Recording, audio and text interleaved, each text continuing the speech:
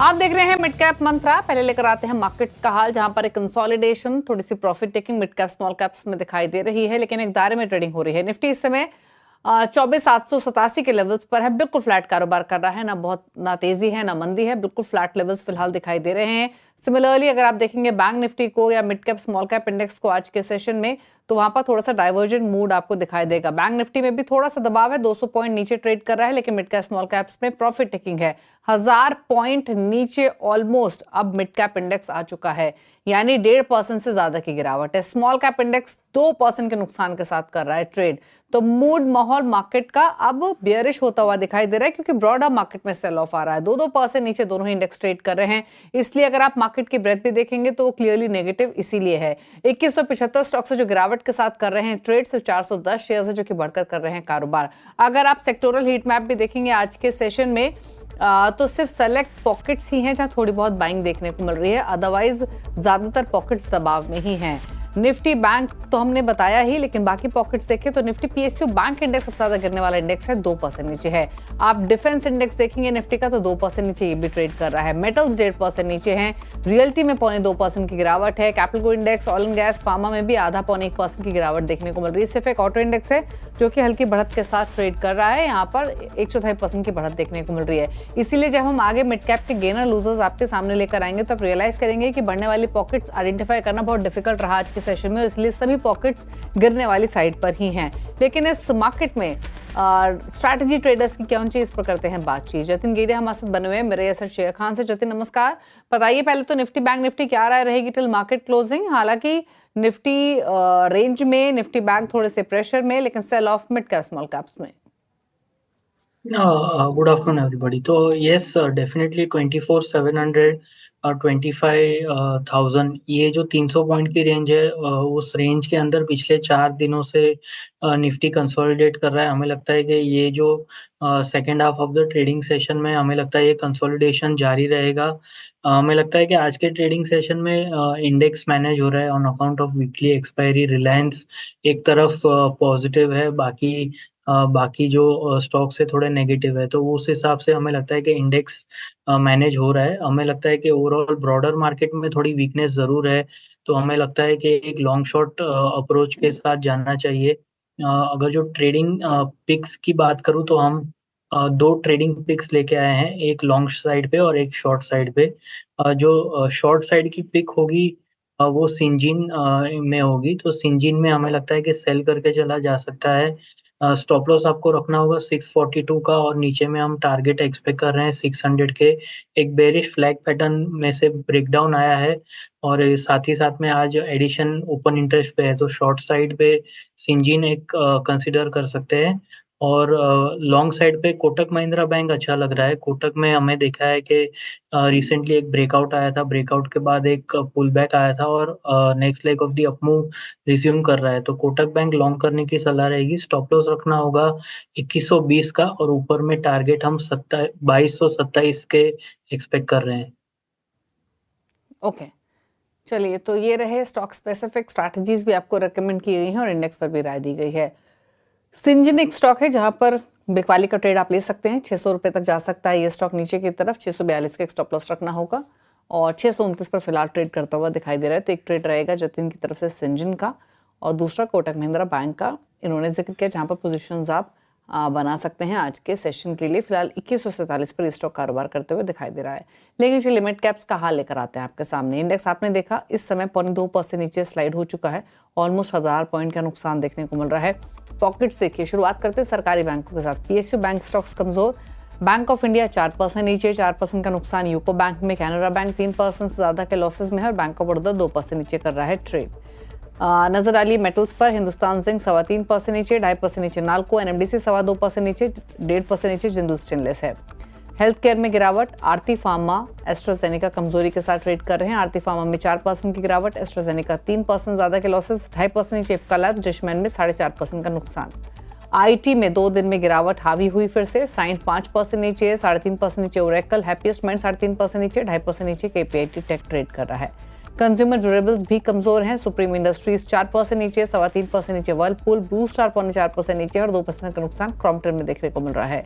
Realty में भी गिरावट, इंडेक्स 1.5-2% नीचे है। स्टॉक्स देखेंगे तो ब्रिगेड 3.25% नीचे, 3.5% नीचे फिनिक्स, गुजरात प्रॉपर्टीज 3% नीचे, 2% का नुकसान सिग्नेचर ग्लोबल में।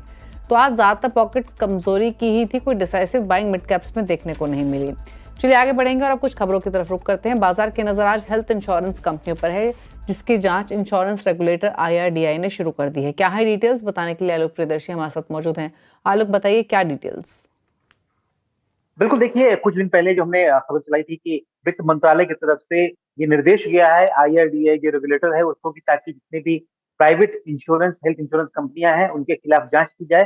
तो हमें सूत्रों से जानकारी मिली है कि IRDAI ने जो टॉप देश की बड़ी प्राइवेट हेल्थ इंश्योरेंस कंपनियां हैं उनके खिलाफ जांच शुरू कर दी है। और ये जांच शुरू की गई है खासतौर से जो प्रीमियम में बढ़ोतरी की गई थी एकाएक पिछले 3-4 दिनों के अंदर, और पूरे देश में एक तरह से यूनिफॉर्म तरीके से प्रीमियम बढ़ोतरी की गई थी, जिसे सरकार को लग रहा है कि पूरी तरह से कार्टेलाइजेशन है। लिहाजा और साथ ही साथ दूसरी तरफ जो क्लेम के रिजेक्शन के रेट हैं वो भी काफी बढ़े हुए हैं इन दिनों। करीब दोनों की बात करें तो जो प्रीमियम में बढ़ोतरी और क्लेम रिजेक्शन ये करीब 30% के आसपास है। तो ये एक बहुत बड़ा बढ़ोतरी है। लिहाजा सरकार की तरफ से IRDAI को निर्देश दिया गया था कि IRDAI इस पे कार्रवाई करे। तो अब हमें जानकारी मिल रही है कि IRDAI ने सबसे बड़ी कंपनियां हैं उनके खिलाफ जांच शुरू कर दी है, और अगर इन्हें दोषी पाया जाता है तो इनके ऊपर पेनल्टी या जो नियमों के अनुसार कार्रवाई होती है वो की जा सकती है। तो ये बड़ा अपडेट है हेल्थ इंश्योरेंस देने वाली जो प्राइवेट सेक्टर की कंपनियां हैं उनके खिलाफ IRDAI की तरफ से जांच शुरू हो चुकी है। ओके, शुक्रिया आपका आलोक, ये डिटेल्स बताने के लिए। इंपॉर्टेंट खबर हेल्थ इंश्योरेंस कंपनियों से जुड़ी हुई। रुक रहे हैं एक ब्रेक के लिए, ब्रेक के उस पार कुछ और खबरें, जल्द वापस आते हैं।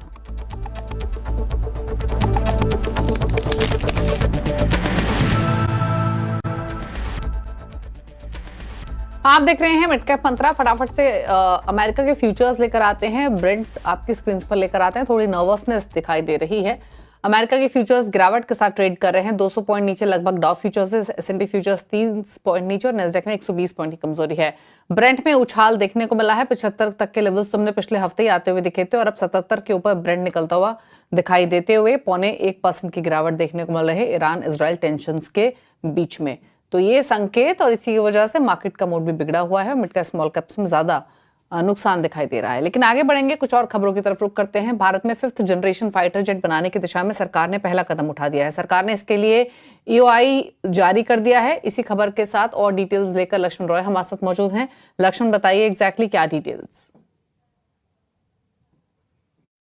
देखिए, दरअसल सरकार ने तय किया था कि 5th जनरेशन जो फाइटर जेट है उसको घरेलू कंपनियों द्वारा बनाया जाएगा और उस प्रक्रिया को तेजी लाई जाएगी। इस तरफ एक बड़ा कदम ये उठा है कि एक्सप्रेशन ऑफ इंटरेस्ट जारी कर दिया गया है। ये एक्सप्रेशन ऑफ इंटरेस्ट जो जारी किया गया है वो एरोनॉटिकल डेवलपमेंट एजेंसी यानी ADA की तरफ से जारी किया गया है और कहा गया है कि जो कंपनियां इस फाइटर जेट को बनाने में दिलचस्पी रखती हैं वो 16 अगस्त तक अपनी बिड यहाँ पे जमा करें। और ये जो एक्सप्रेशन ऑफ इंटरेस्ट है इसके जरिए फाइटर जेट के प्रोटोटाइप, उसके सर्टिफिकेशन और फ्लाइट टेस्ट, इन 3 पैमाने पर कंपनियों का पहले प्री क्वालिफाइड चेक किया जाएगा और फिर जब ये कंपनियां सेलेक्ट हो जाएंगी तो फिर आगे मैन्युफैक्चरिंग के लिए कदम बढ़ाया जाएगा। कंपनियां चाहें तो अकेले बिड कर सकती हैं, कंपनियां चाहें तो ज्वाइंट वेंचर कर सकती हैं या फिर कंसोर्शियम में यहाँ पे बिड कर सकती हैं। ये 2 लिहाज से काफ़ी महत्वपूर्ण है। सरकार चाहती है कि 2030 तक फाइटर जेट जो है भारतीय सेना में शामिल कर लिया जाए और घरेलू कंपनियां अब इसमें बनाने में सक्षम है, कंसोर्शियम बना करके आती हैं तो एक बड़ा कदम होगा। और सरकार ने पहले इसके लिए 15,000 करोड़ रुपए बजट में आवंटित भी कर चुकी है। तो मुझे लगता है कि ये एक बड़ा कदम है, खासतौर से एडवांस मीडियम कॉम्बैक्ट एयरक्राफ्ट बनाने की तरफ। शुक्रिया आपका लक्ष्मी, डिटेल्स बताने के लिए। और डेफिनेटली डिफेंस स्टॉक्स फोकस में रहेंगे। एक स्टॉक पे राय भी ले लेते हैं, भले ही चाहे आज डिफेंस स्टॉक्स में प्रॉफिट टेकिंग देखने को मिल रही है, लेकिन HAL 4869 के लेवल्स पर एक स्ट्रॉन्ग मूवर रहा है। ब्रुक्स रिपोर्ट जो पूरे डिफेंस पैक पर लॉन्ग टर्म के पर्सपेक्टिव से काफी बुलिश रही है ऑफ लेट। 4869 पर हिंदुस्तान एरोनॉटिक्स, जतिन क्या राय है आपकी?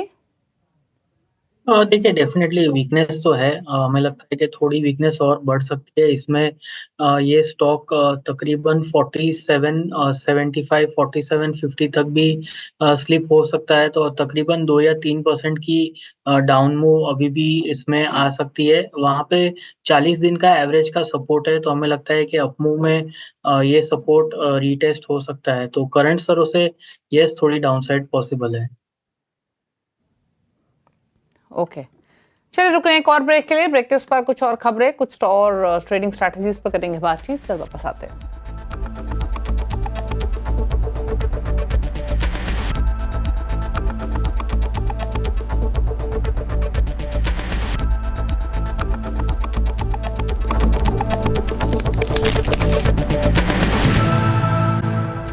और कल सेबी की बोर्ड बैठक में पीएसयूज के डीलिस्टिंग और एफपीआईज को रेगुलेटरी नियम समेत कई अहम फैसले लिए गए। सेबी बोर्ड बैठक में क्या अहम डिसीजंस लिए गए, डिटेल्स के साथ यतिन मोता है हमारे साथ। यतिन बताइए। देखिए, येस्टरडे जो सेबी की बोर्ड बैठक थी वहाँ काफ़ी सारे ऑपरेशनल चीज़ें और ईज़ ऑफ डूइंग बिजनेस पे खास ध्यान दिया गया। जहाँ तक कि सेबी की बोर्ड बैठक का सवाल है, बहुत सारे अधिनियम पास किए गए, जिसमें सबसे पहले पीएसयू डीलिस्टिंग के मसौदों को और सिंप्लीफाई किया गया। इनफैक्ट पीएसयूज जहाँ सरकार की होल्डिंग इक्वल टू 90% और 90% से ज़्यादा है, यहाँ डीलिस्टिंग फिक्स प्राइस पे जो है सेबी ने अप्रूव कर दी है, जिसके अंदर प्राइसिंग फार्मूला दिया गया है और लिस्टिंग की शर्तें आसान तरीके से रखी गई हैं, जिससे पब्लिक का और सरकार का दोनों का ही फ़ायदा हो। इसके अलावा क्यूआईपी और राइट्स इशू में डॉक्यूमेंटेशन जो होता है, जो रिस्क फैक्टर्स होते हैं, जो प्रमोटर डिस्क्लोजर होते हैं, इन डिस्क्लोजर्स को और भी सेलर बनाया गया है, इनको सिंप्लीफाई किया गया है। तो यहाँ क्यूआईपी का जो डॉक्यूमेंटेशन होता है इसको कम कर दिया गया है। इसके अलावा सरकारी सिक्योरिटीज़ यानी G-SECs में जो एक्सक्लूसिवली इन्वेस्ट करते हैं एफआईआईज, जिनको GSFIs की टर्मिनोलॉजी दी है सेबी ने, उनके लिए केवाईसी नॉर्म्स में छूट दी गई है। इनफैक्ट आरबीआई जो डॉक्यूमेंटेशन करती है उसी तर्ज पे सेबी भी अब इन एफपीआईज का डॉक्यूमेंटेशन और केवाईसी करेगी, जो एक्सक्लूसिवली केवल गवर्नमेंट सिक्योरिटीज़ में डील करती हैं। और इसके अलावा जो कस्टोडियंस होते हैं स्टॉक एक्सचेंजेस के, इनको भी किस तरीके से डी बंडल किया जाए, इसके लिए हाई पावर कमेटी सेबी ने गठित की है।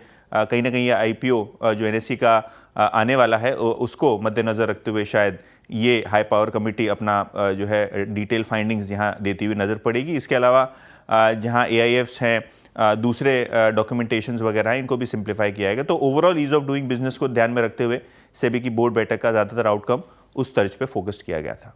ओके, शुक्रिया आपका इतनी डिटेल्स बताने के लिए। तो इंपॉर्टेंट डिसीजन सेबी की बोर्ड मीट में कल शाम लिए गए, लेकिन मार्केट्स डेज लो पर ट्रेड कर रहा है और मिड कैप से प्रेशर और एक्सटेंड होते हुए, और पॉकेट्स देखेंगे तो सरकारी बैंक हो, आईटी हो, सबसे ज्यादा दबाव के साथ ही ट्रेड कर रहे हैं। मिड कैप इंडेक्स 1.5-2% नीचे इस समय कारोबार कर रहा है, तो यहाँ पर भी नुकसान है। अच्छा, एक आईटी से एक स्टॉक पे राय ले लेते हैं। साइंट 4-4.5% के नुकसान के साथ ये ट्रेड कर रहा है दिन के लोअर लेवल्स पर। आईटी हालांकि इंडेक्स देखेंगे तो दिन के लोअर लेवल से थोड़ा सा हमला जरूर है, लेकिन अभी भी प्रेशर में है। एक तो साइंट पर राय दीजिए और एक पीएसयू बैंक पॉकेट से कैनरा बैंक, इन दोनों पर राय क्या है आपकी जतिन? देखिए साइंट में डेफिनेटली आज के ट्रेडिंग सेशन में जो प्राइस एक्शन है वो एक वीकनेस दर्शाता है। शॉर्ट टर्म मूविंग एवरेजेस के नीचे जाके ट्रेड कर रहा है, तो डेफिनेटली वीकनेस तो है। इसमें जो नेक्स्ट क्रूशल सपोर्ट बन के आ रहा है 1220 से लेके 1200 की रेंज में आ रहा है। वहाँ पे एक गैप एरिया है जो सपोर्ट प्रोवाइड कर सकता है, लेकिन डेफिनेटली जो आज का प्राइस एक्शन है वो आगे जाते हुए वीकनेस हमें बढ़ती हुई नज़र आ रही है। ओके, चलिए, तो ये बात साइंट की हुई। 1286 पर ट्रेड करते हुए 69.70 रुपीज नीचे कारोबार कर रहा है आज के सेशन में, तो नुकसान यहाँ देखने को मिल रहा है। लेकिन चलिए आगे बढ़ेंगे, खिलाड़ी नंबर 1 का अपडेट लेकर आते हैं। और जो मुकाबला चल रहा है 5 पैसा कैपिटल के सचिन गुप्ता, जेएम फाइनेंशियल के तेजस शाह और एसएसजे फाइनेंस एंड सिक्योरिटीज के विरल छेदा के बीच में लीड विरल ही कर रहे हैं। 13% ज्यादा के रिटर्न इनके पोर्टफोलियो दे रहा है। 2.5% के रिटर्न सचिन गुप्ता का पोर्टफोलियो दे रहा है, और साथ ही तेजस का पोर्टफोलियो -5.37% के रिटर्न लैंड कर रहा है। तो ये रहा पूरा अपडेट। इसी के साथ एक ब्रेक के उस पर आप देखें नोवा कंपनी में आज हम बातचीत करेंगे मार्को लाइन्स पेवमेंट टेक्नोलॉजी के फाउंडर और CFO विजय ओसवाल से। एक ब्रेक के बाद नमस्कार।